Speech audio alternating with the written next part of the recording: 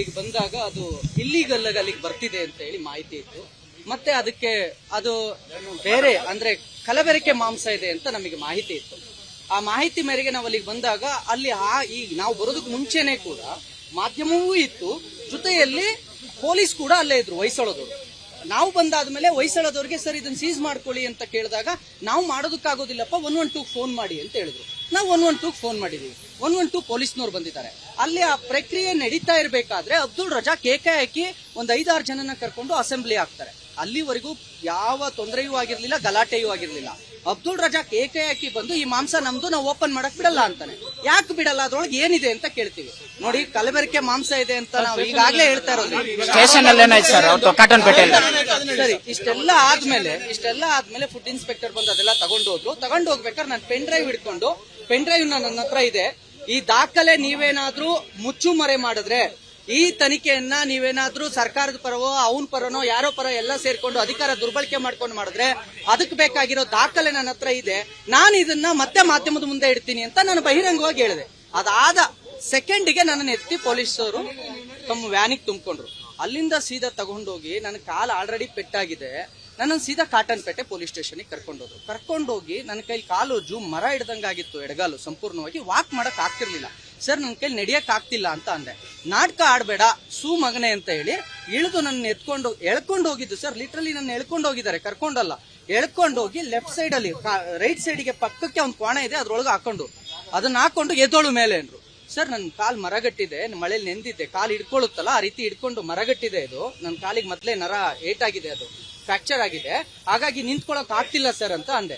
ನಾನು ರಾಘವೇಂದ್ರ ಸ್ವಾಮಿಗಳಿಗೆ 3 ದಿನದಿಂದ ನಾನು ವ್ರತದಲ್ಲಿದ್ದೆ, ನನ್ನದು ಅಸ್ವಸ್ಥರಾಗಿದ್ದೀನಿ, ನನಗೆ ಆಗ್ತಿಲ್ಲ ನಿಂತ್ಕೊಳ್ಳೋಕೆ ಅಂತ ಹೇಳಿದ್ರೆ ನನ್ನನ್ನ ಸಂಪೂರ್ಣವಾಗಿ ನನಗೆ ಅಲ್ಲಿ ಅವಾಚ್ಯ ಶಬ್ದಗಳಿಂದ ಬೈದಿದ್ದಲ್ದೆ, ಬಹಳ ಕೆಟ್ಟ ಶಬ್ದದಲ್ಲಿ ಬೈದಿದ್ದಲ್ದೆ ಟಾರ್ಚರ್ ಮಾಡೋಕ್ ಶುರು ಮಾಡಿದ್ರು. ಅದಾದ್ಮೇಲೆ ACP ಚಂದನ್ ಅವರು ಬರ್ತಾರೆ.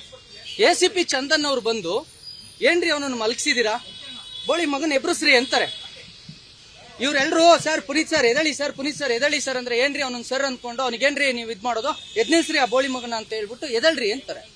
ನಾನು ಎದಳಕ್ ಆಗ್ತಿಲ್ಲ ಅಂತ ಅಂದಾಗ ನನಗೆ ಗೊತ್ತು ಹೆಂಗೆ ಎದುರಿಸೋದು ಅಂತ ಹೇಳಿ ಲಾಠಿ ತಗೊಂಡು ನನಗೆ 8 ಏಟುಗಳನ್ನ ಹೊಡಿತಾರೆ ಸರ್, 8 ಏಟುಗಳನ್ನ ಹೊಡಿತಾರೆ.